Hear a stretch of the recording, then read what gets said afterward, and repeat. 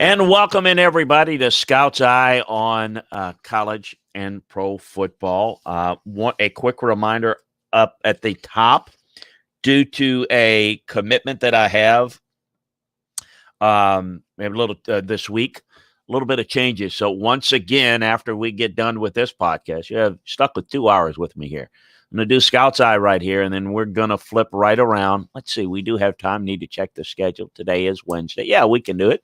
We will do the Landry Football Podcast right after this. And we'll take a little break. We'll cut it a little bit short before the top of the hour and get back at the top of the hour and do Landry Football Podcast. Earlier, we normally do the Landry Football Podcast on Thursday mornings at this same time, 9 a.m. Central. We're going to be doing SEC football and beyond tomorrow morning at 9 a.m. due to a commitment that I have on Friday. So the schedule's a little messed up. Nonetheless, we're going to bring you what we always bring you. We're going to bring it.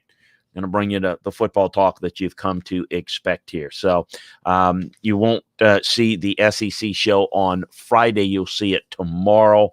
And we've got a lot to get to. So today we're going to cover a few things. We're certainly going to talk about the rankings. People want to talk about it.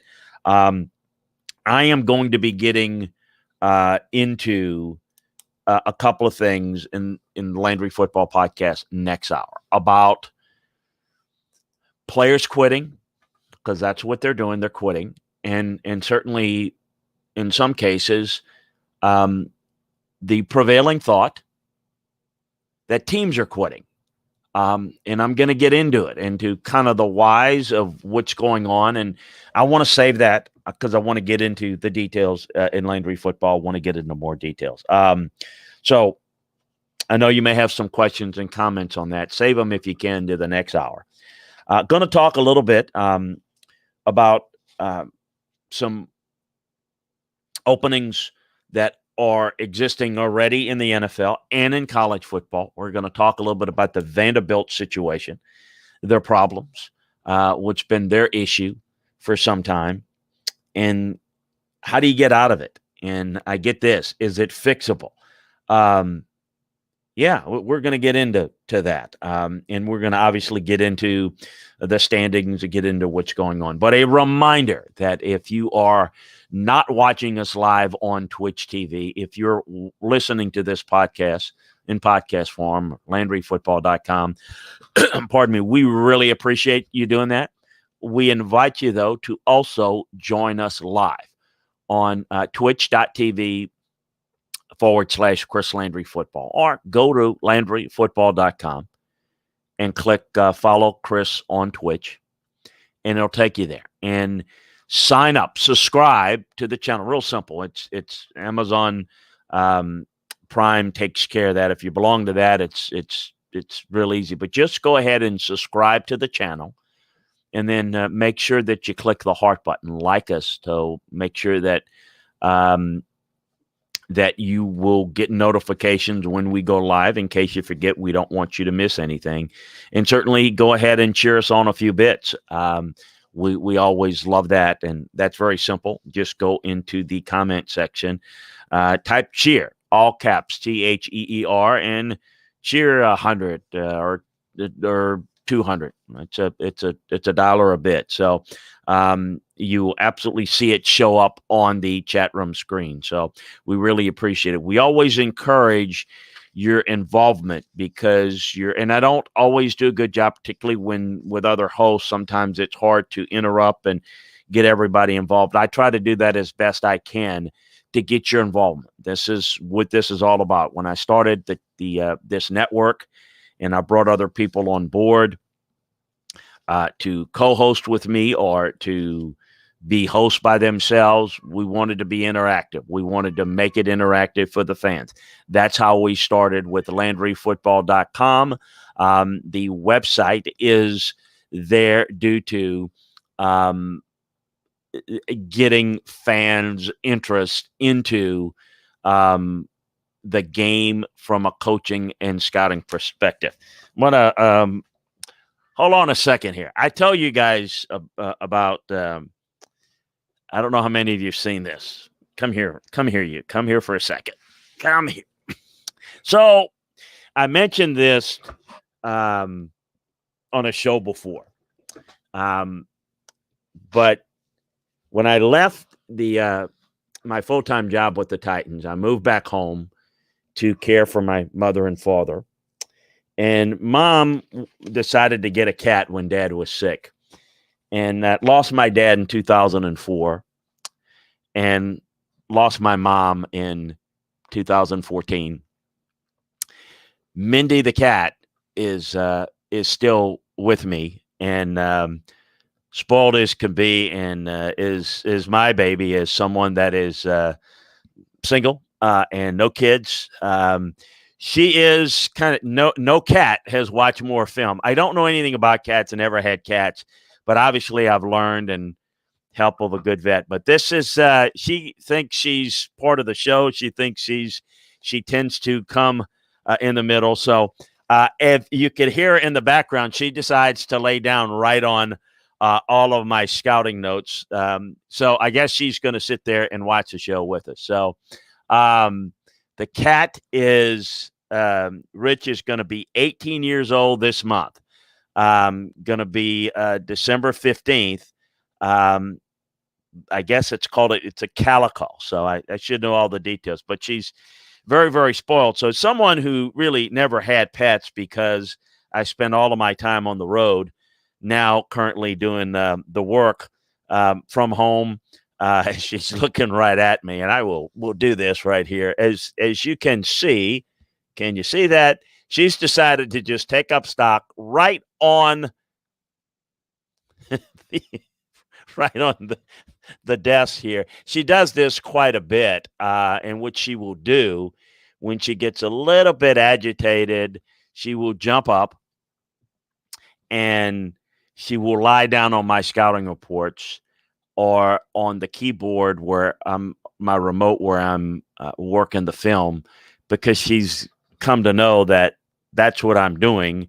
So if she lays on top of it, then I guess I've got to pay attention to her. Anyway, sorry for that, but I knew that you were getting ready to hear a good bit of her. So I said, why not introduce her? Now she won't leave. So we're going to move on. Hey, again, appreciate, and that's the advantage you get by joining us on Twitch. So you can go now. You can go. So if you join us live on Twitch, you can see things like Mindy the cat talk football or listen football. Want to remind you too, as she's now offended and left the scene here. Also brought to you by this podcast, brought to you by American Betting Expert. It's LandryFootball.com.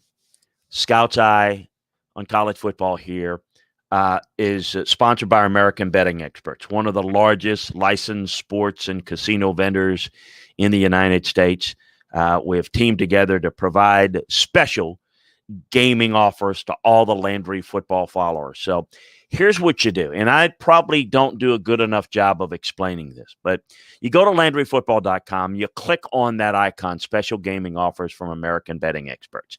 You click on that ad, and you could pick among the gaming sites legal in your state, such as BetMGM, DraftKings, FanDuel, PointsBet.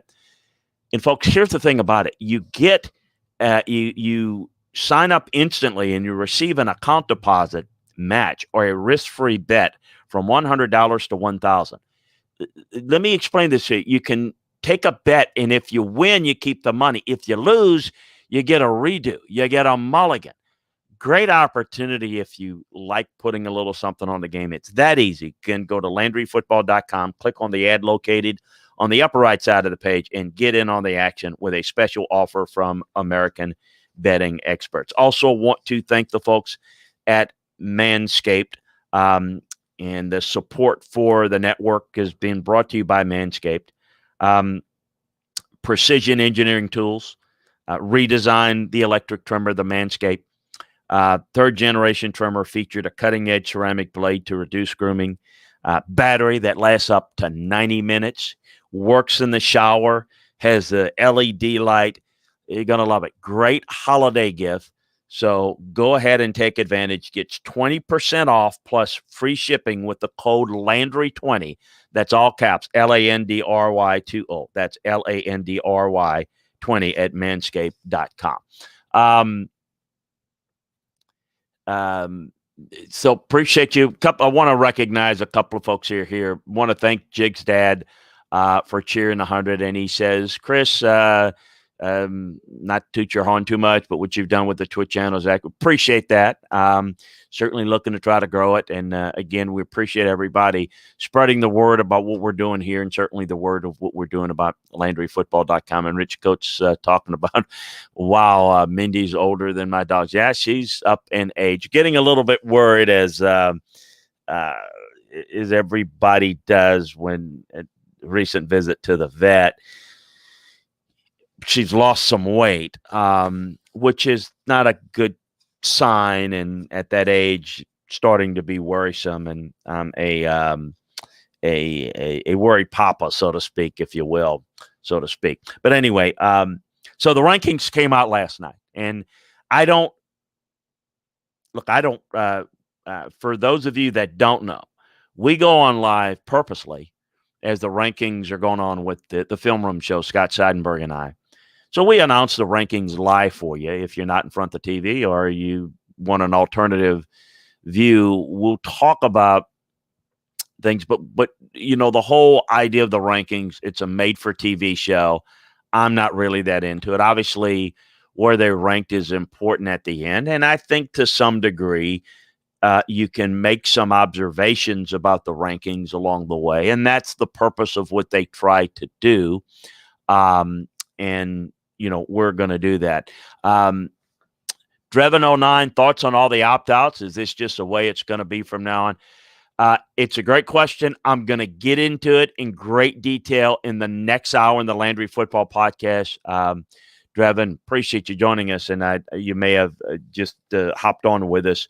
I'm going to be talking about that in the Landry Football Podcast right in the next hour. And the reason I want to do it then is because I want to get into the details. And,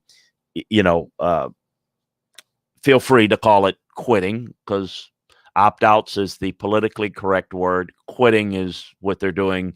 Whether you want to call it that way or not, that's what it is. But I want to get to a few things this hour and then get into that in the Landry Football Podcast. So as we expected, Alabama is 1, Notre Dame is 2. And it's going to be that way as we clearly see that Notre Dame, Clemson are not going to have to play that last week prior to the conference championship game. So the ACC is kind of setting it up to make sure they maximize the potential to get 2 teams in. I think it's going to be tough for Clemson to get in if they lose to Notre Dame twice. But I think Notre Dame is clearly the front runner if Clemson beats them. And I think that's what people expect. And I think, too, from the ACC is a high probability at this point. Now, let's let it play out. There's circumstances that could knock me off that opinion, but right now that's strongly how I see it. Now, I think that Notre Dame would drop, say, to the 4th spot. They're not going to certainly match up Clemson and Notre Dame in the semifinals. I mean, they're not going to say it that way. They're going to say, oh, no, we just ranked them this. They're not going to put Notre Dame 3. So what happened is, that Notre Dame would drop to 4 and Clemson would be 2. And we'll see what happens in the Big Ten with Ohio State. That's the other option. The other thing that is noteworthy is that A&M stays at 5 and Florida stays at 6. You can debate that. I don't know why you'd waste any time doing so. It matters not. And this is the point I made last night on the Film Room Show, and I want to make again that, look, they're going to let this play out. If Florida wins out and beats Alabama, they're in as the conference champion. They're in the playoffs. If they lose, they're out. So what they're going to do is they're going to let the games the rest of the way determine it. I don't know if the committee sat there and said, I think A&M or Florida is better. I think you could make the case. First of all, they're different. A&M is not as good as Florida offensively. Few teams are. And Florida is certainly not as good defensively as A&M. And that's just a broad brush look at it. But they are different. And we saw the matchup. And I do think the head-to-head matters to a point. If Florida is able to beat Alabama, and people say, well, how could they get in over A&M? Very simple. They're the conference champion at that point. They will have beaten Alabama, a team that beat UA&M by a wide margin. So head-to-head is, to me, and like in the old NFL tiebreaking, head-to-head is only applicable if one has beaten the other two or lost to the other two. If it's you can't do the round robin head-to-head, and it just doesn't work. And so the reality is head-to-head matters if it's really close. And I do think it's close enough to where the head-to-head matters. The head-to-head flips because if Florida beats Alabama, then it is not as clear. And then Florida clearly is in. And then I would think probably Alabama would be in as well. And then, that's very simple. Then they would jump A&M, even if A&M doesn't lose the game rest of the year. So I think they just let it lay for the moment. It's easy to do that because I think they don't think that they don't respond to some of the negative PR of, how could you move this team? People, I don't care how long we've been into this, people still get into the, well, if you're ranked 5th and you win, you can't move down. That's the old ranking system with sports writers and the coaches poll. And this is not what this is supposed to be. For me, I change them all the time. The film tells me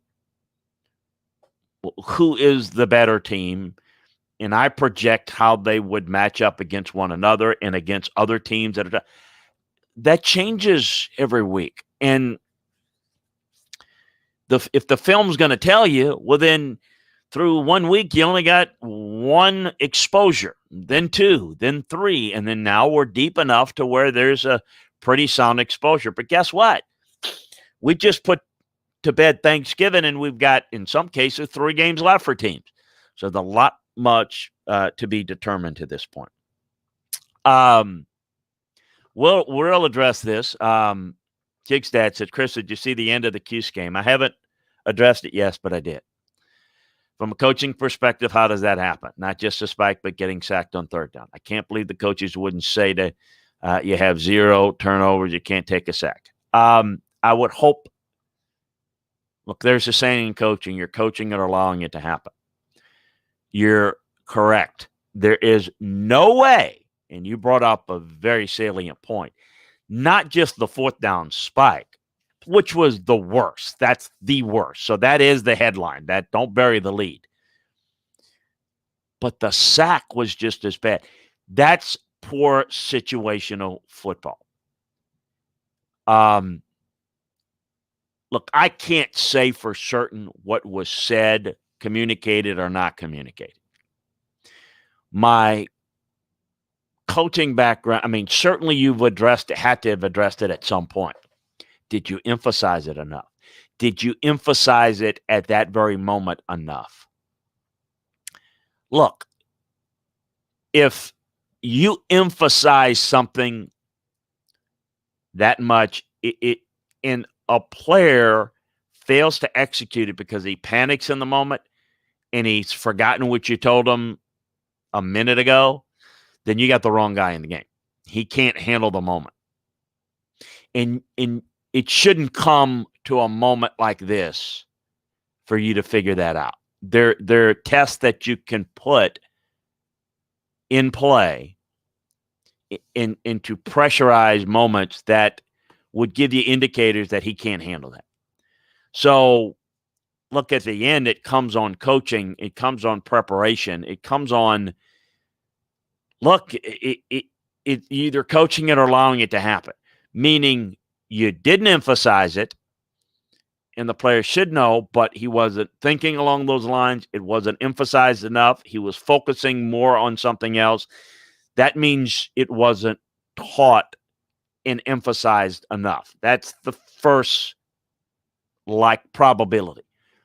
But again, if it was emphasized and it was ignored out of, I don't care, I'm going to do my own thing, or it was you tell somebody and then in the panic of the moment, they just completely go blank, then that's not the guy that's going to be a really good leader for you. And again, it shouldn't be at this point where they figure that out. I'm going to guess, my experience says, probably wasn't emphasized enough.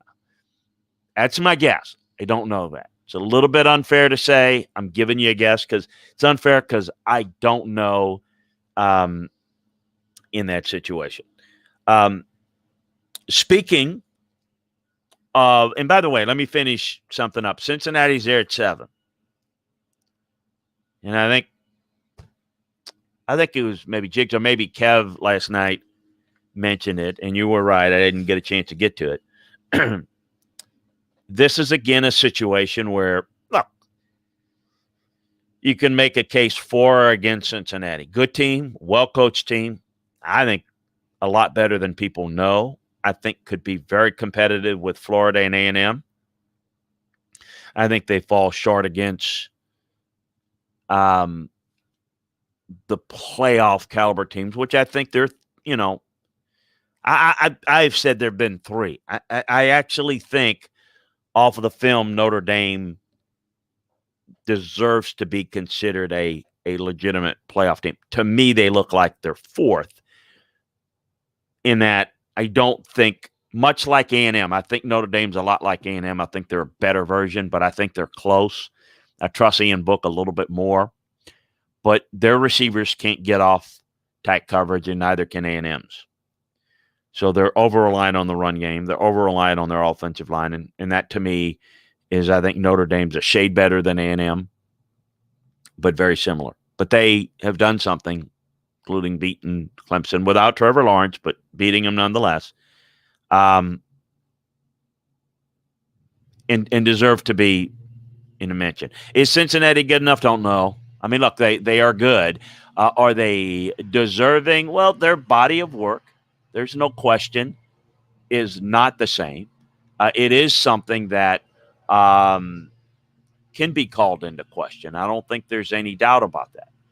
But this is where I have said for some time, where if you play the games out and then you have the bowl games in a normal year. I know we're in December and, we're going a little bit longer this year, but if we go right into the bowl games where you put the best teams that have had the best years and you put them in bowl games, so a Cincinnati could play a game, maybe even 2 in the bowls, to make the bowls an extension of the regular season, then Cincinnati will either earn their way and earn their spot into the playoffs, or they're going to fall by the wayside.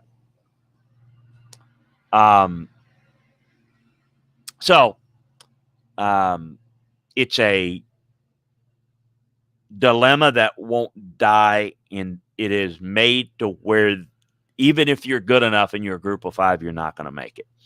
And I think it's kind of foolish to go the opposite way and say, let's expand it with the idea that let's go ahead and say we make 8 teams and guarantee every conference champion 2 wild cards in a group of 5 team. Well, who says a group of 5 team is going to deserve it in a given year? Who's to say that a Big 12 or Pac-12 or, I know we just assume the SEC champion is going to be good enough, and it is in recent history, but you could see a year where there's mediocrity and in a far bygone year down the road where there are one, maybe 2 Power 5 teams, champions, conference champions, that are not good enough. And maybe if you're trying to get the best teams, maybe the second best team in the league in maybe two leagues or better. I'm a big believer in, and I know it is, there's no way you can guarantee who's the best. I get that. But I also think there are ways to make sure that you're doing it right. And I think when you say win your division and you're in is very much NFL like. Isn't that what we're saying right now? Aren't we laughing about the NFC East right now? You know.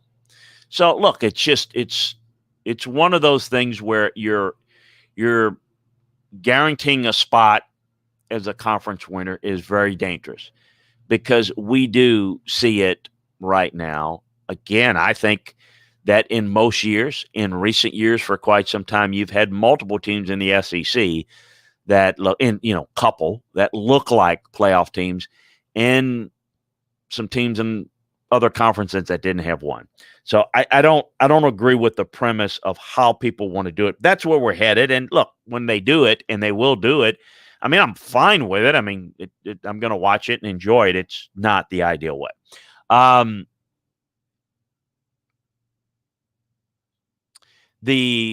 couple of questions I'll address here. What's keeping Drevin09? What's keeping college football from an 18 playoff? The powers that be, the commissioners are hell bent on keeping it the way it is. That's what's keeping it, and they make the decisions. You hear this about the NCAA. NCAA has nothing to do with the college football playoffs. What will change that and make it go to whether it's 6 or 8 is money. There's money to be made, and I think it's inevitable. Hey, old Tracy Murray from Facebook joining in. Hey, Trace, how are you?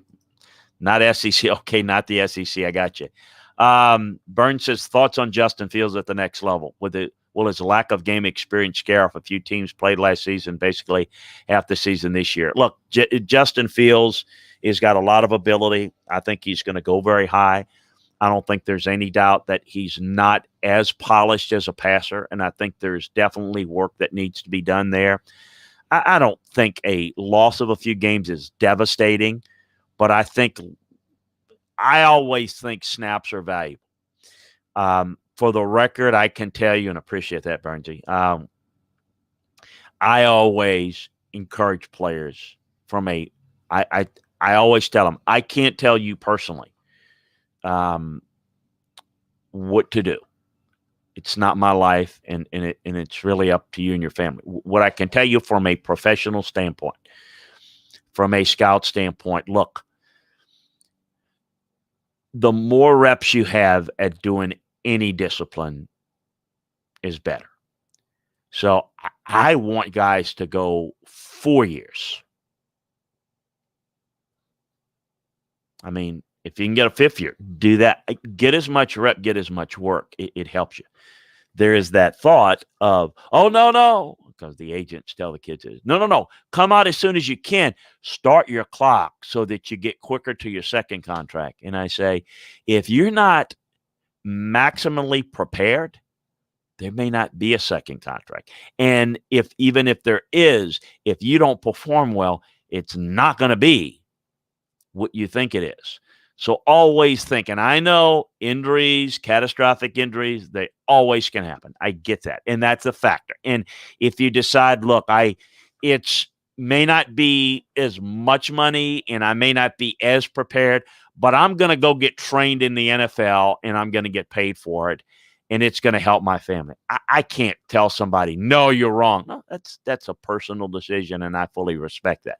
From a developmental standpoint only, it's always beneficial to get that work. In college, the more you have, the more body of work it helps. So I don't think it helps him, but, you're going to take him off of the ability to make plays. I don't think he's as good a passer as Trevor Lawrence yet. I think he can develop in. And I think when you see his ability to move around and make plays, I'm not saying he's going to be Patrick Mahomes, but you see the success of a guy like that, it makes people intoxicated. He will still go high. It won't affect his draft stock a whole lot. We're going to get into this question about Vanderbilt, and I'm going to take it right here. Rich Coates, why is it so difficult to be a football coach at Vanderbilt, considering they have some good players there? They've had some good players, not a lot, less than anybody in the SEC by a wide margin, but they do have some good players. They have some over the top. So I'm going to get into the Vanderbilt situation right now as a result, because it was on topic for me, and since Wrench brought it up. Here's the problem that Vanderbilt's had for a long time. First of all, Vanderbilt has, and I mentioned this for those of you that catch me on the SEC show, that I have on my channel here, and I have Neil McCready join me, my co-host, longtime reporter in the SEC. I mentioned about Vanderbilt. And I don't mean this to be harsh. I mean no ill intent. I don't, as a passionate football guy, I want things to be done well. I like when things are done properly. I like when people are putting their best foot forward. I hate it when coaches get fired. It's part of the job. And remind me, somebody, before we get done on this hour, if you would, to give you an update on Texas, because things are moving fast at Texas, and it looks like there's going to be an opening there, and I want to get into that in a second a little bit too. But for Vanderbilt,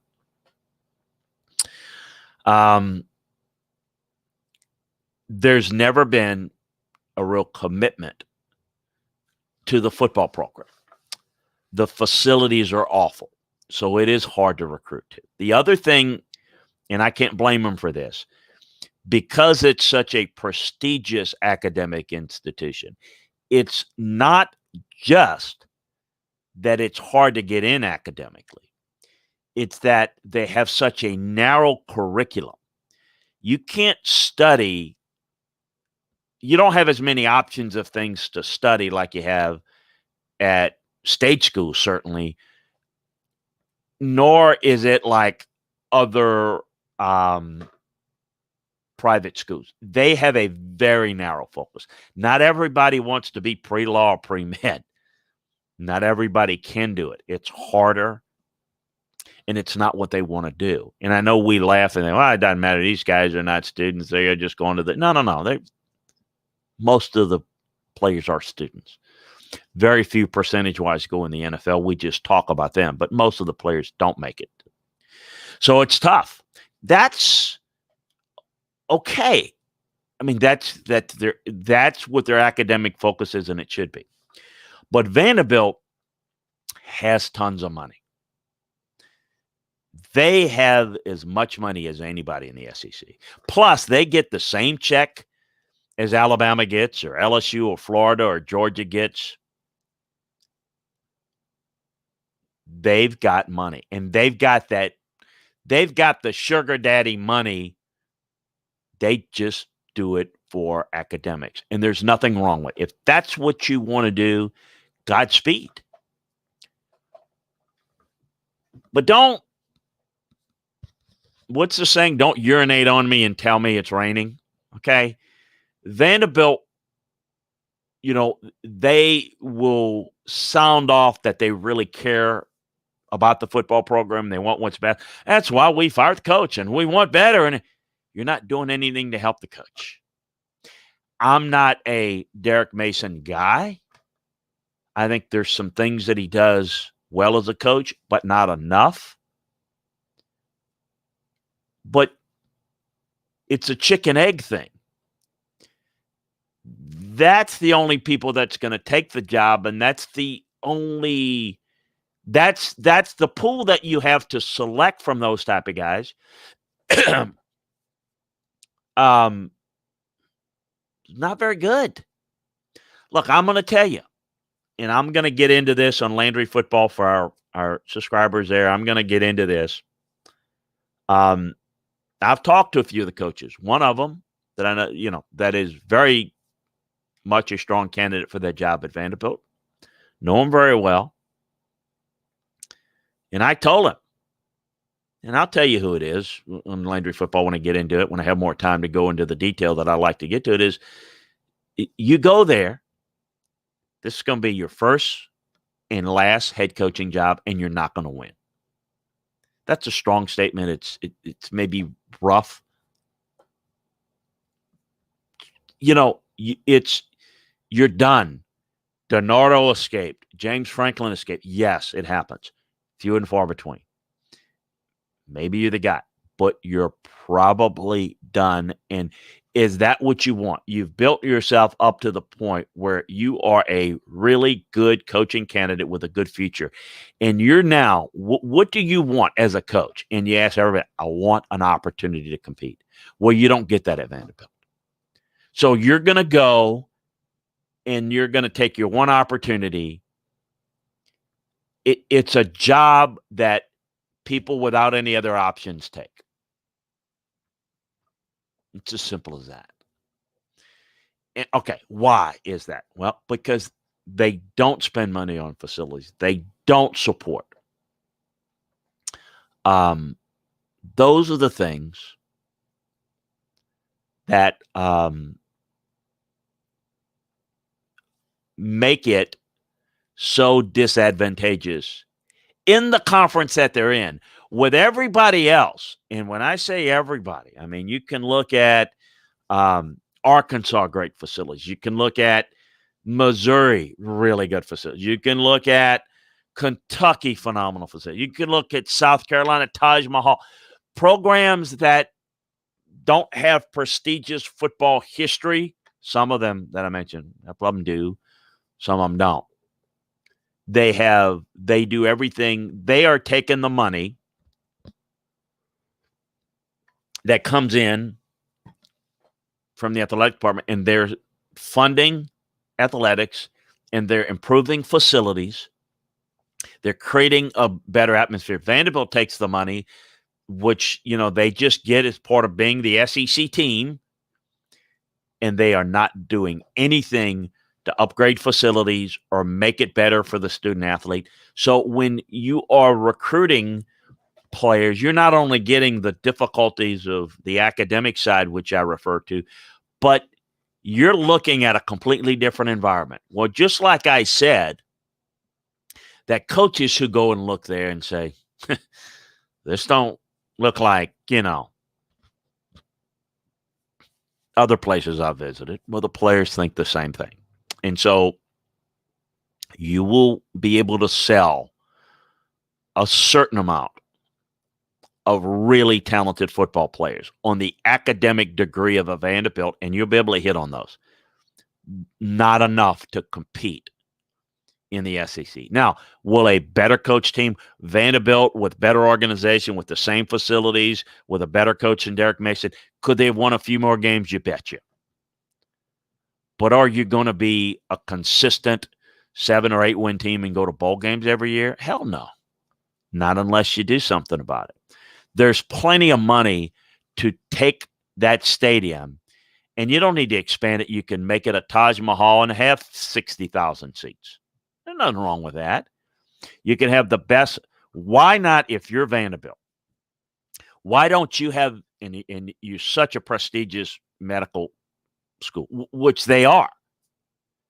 Why can't you have the best training facility, the medical training facility in the country? That would be the perfect arm to, what they have is not bad. It's just, it's not what others have. The facilities are old, they're antiquated, they're not well kept up, and it's behind the times. Yet, while most are that way because they can't afford it, Vanderbilt, when I tell you there's more money at Vanderbilt, and again, getting to it is one thing.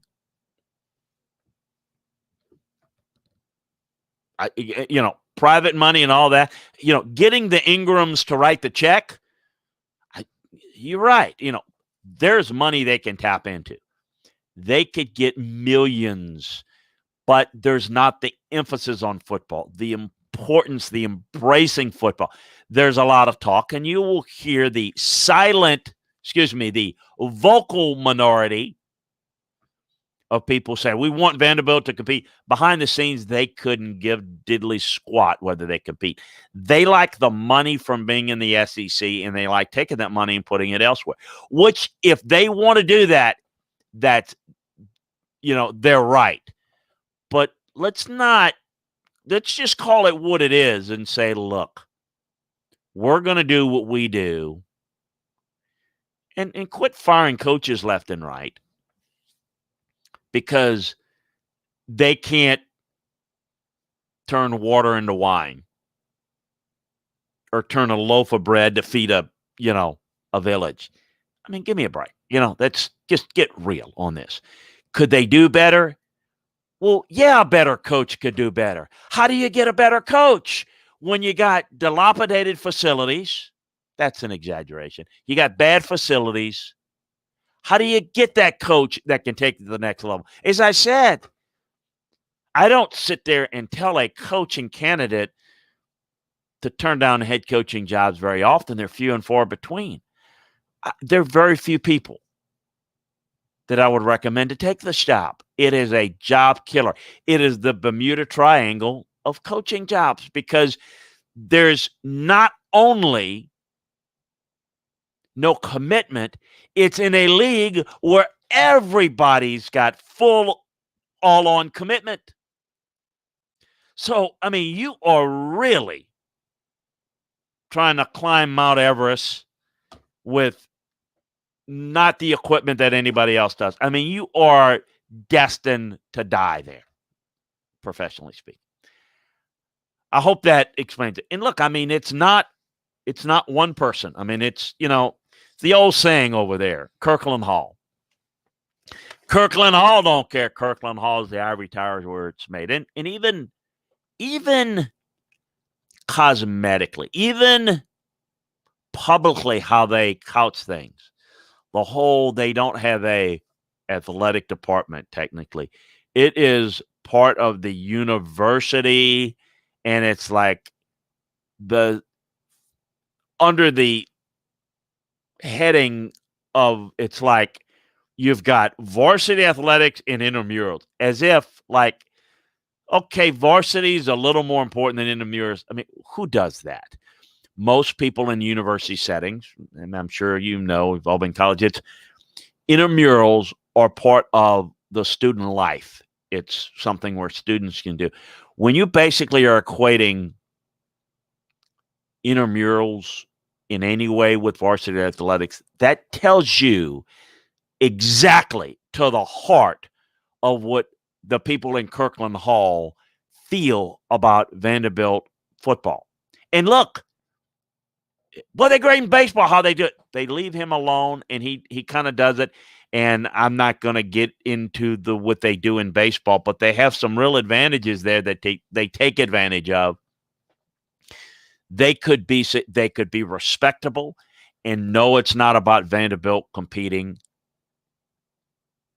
but it's about Vanderbilt being respectable, and they're not respectable. In fact, they're embarrassing to the league. And I'm not talking about the losses. I'm talking about how they look, how they act behind the scenes.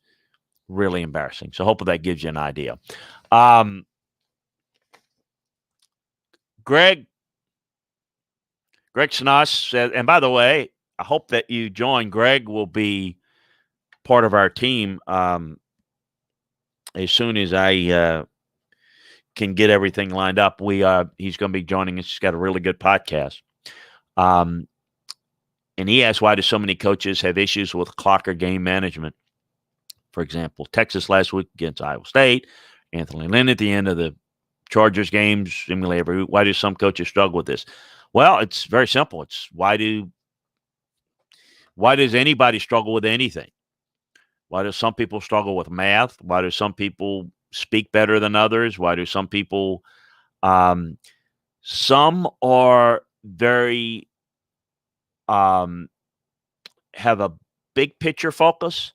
Some people have more of a narrow focus. Like you have guys that are great. Mike Martz, a very eclectic, maybe even a beautiful mind, if you would, on offensive concepts, on some offensive concepts. But roster management, roster development, game management was awful. Why?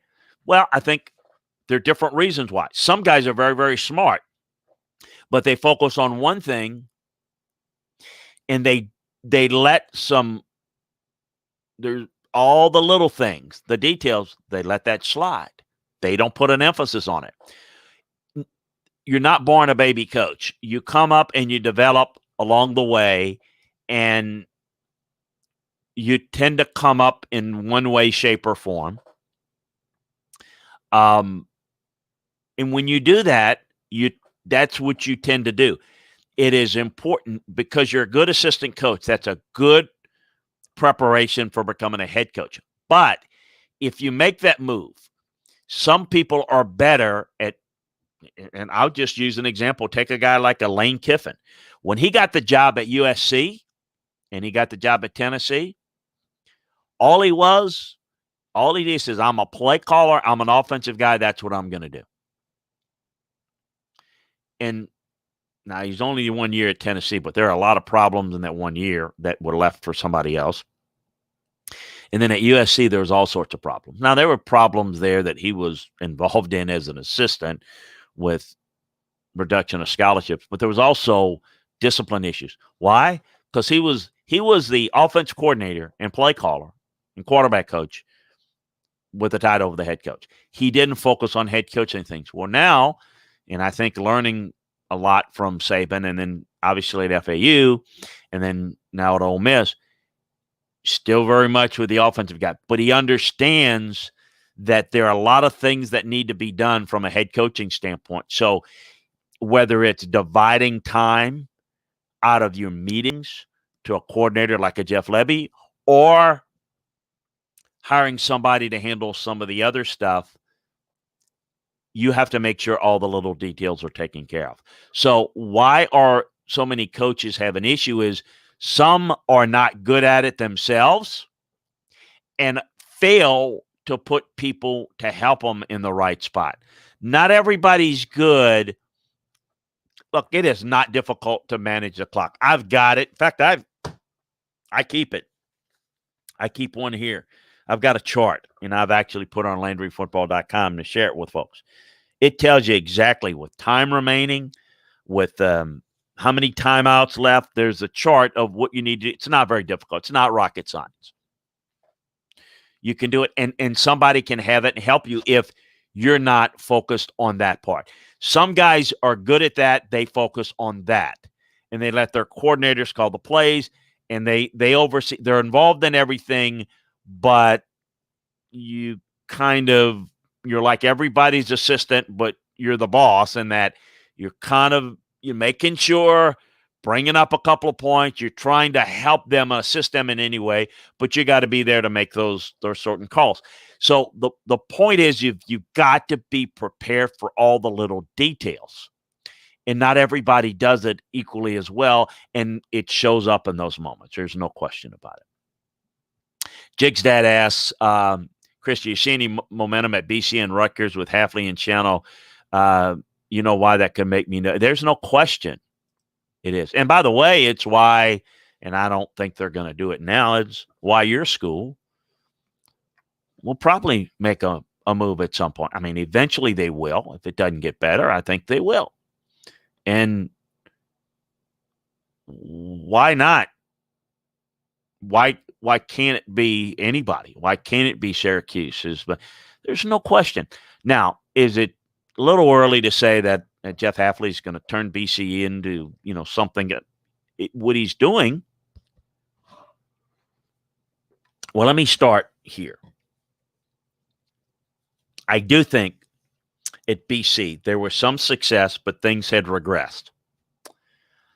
What I think had changed is Jeff has brought in a different dynamic with a quarterback and a passing game and a style that's a little bit more exciting and is a little bit more difficult to handle that way. They're not the ground and pound, and they had limitations there, but they had some success with Rutgers. not to be rude, but that team didn't play with any direction, with any organization. All they're doing now, and Greg has brought in a whole bunch of new guys and transfers. He said he would do that, and that's made a difference. But a lot of it is he's brought in guys, and he's focused on those things I'm just talking about, all the little details. Look, it is not that difficult, believe it or not, to take a bad program and make it respectable like BC and Rutgers. That is not that difficult if you know what you're doing. And those two guys have done a good job. Now, what's difficult is to take it to that next step. But when things are so bad, sometimes it takes a while to change the culture, like what's going on at Florida State. But like at Rutgers, it was a bad lack of winning culture, but they weren't bad kids. Change around, get a new idea of how to handle things, how to organize. That Rutgers team is just playing hard. They're playing well. I think their organization and attention to details is helping them in a year where a lot of people are very schizophrenic up and down. So, no, do I think Rutgers is on their way, for example, to doing what they did in the Big East where they're going to be a top 5 team? No, it's not going to happen in the Big Ten. But they can be a team that exits the basement of the Big Ten and could be a tough out on a regular basis and go to bowl games every year. What the hell else you expect at Rutgers? That's getting it done at Rutgers. That is making the national playoffs at Rutgers. That's really good. So I'm really excited for what they're doing. So again, to kind of wrap up and kind of assess the Vanderbilt, it's not to be rude. I would want, as a football guy, for Vanderbilt to take more pride in their football program and more of an emphasis in it. But it's not my school. I mean, it's not what I do. And it's not my role to say this is what you should do in your institution. But if you're looking for football advice, that's the way to get out of it. And then it becomes more attractive to players and coaches, so that when you make a coaching move, it's not cosmetic. It's, hey, we're going to get better, and here's why. And they may get better with a better hire, but it's going to be just incrementally better. It's not going to do a whole lot. Look, Derek Mason was 3-3 against Tennessee. Well, no one's ever done that. Now, is that more reflective of Tennessee or Vanderbilt? Well, more to what Tennessee was not. But, Vanderbilt did some good things under Derek, but not good enough, not sustainable, which is why Jerry got the hell out. Let me remind folks that Jerry DiNardo got the LSU job because Pat Sullivan, the head coach at TCU at the time, backed out late for the LSU job over a $750,000 buyout that was argued about who was going to pay it. So LSU, back in the day, Charlie Cusimano, a board member at LSU, I call it the Paisan factor, lovingly. There's a connection there with Charlie and Jerry DiNardo, and they just went and hired Jerry.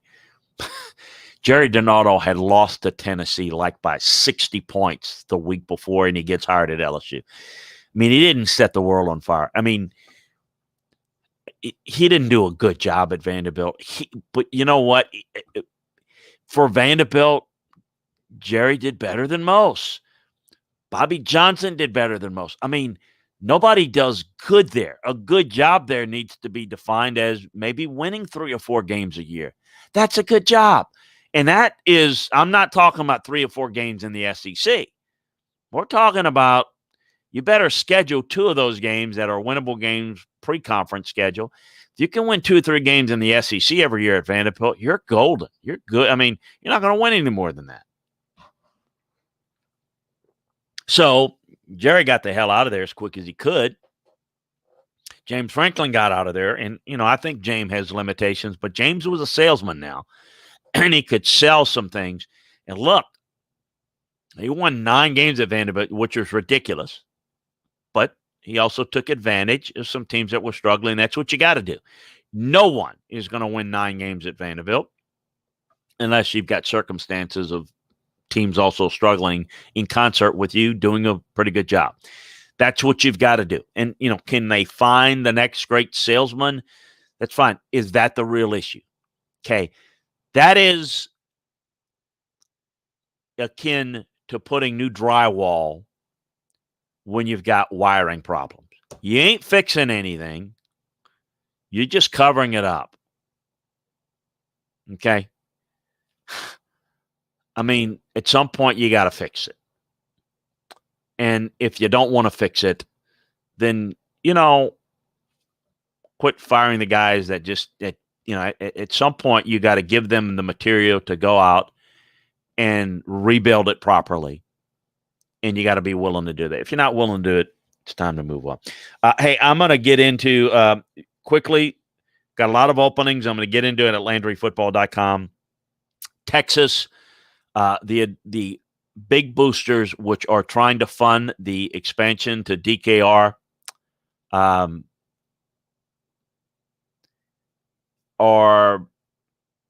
going to really force the move with Tom Herman. That's basically they're going to hold up their money if they don't get their way on that. That seems to be imminent, that Tom Herman will be out. We shall certainly follow that for you, keep you up to date on that. We may touch on it a little bit here in the next hour on Landry Football. Certainly the Lions have the opening with GM head coach. Jags have of an opening at GM, probably head coach. And certainly we already had Houston and Atlanta with head coaching and GM openings. We're going to get into a lot of that over at LandryFootball.com. So you want to make sure that you check that out. Get the membership over there. It's less than $10 a month, cheaper than that if you take advantage of the year membership. Hey, again, we're going to step aside now. We're a couple of minutes. It's actually right up against the top of the hour. So give me a couple of minutes to regroup. We'll change the banner here real quick.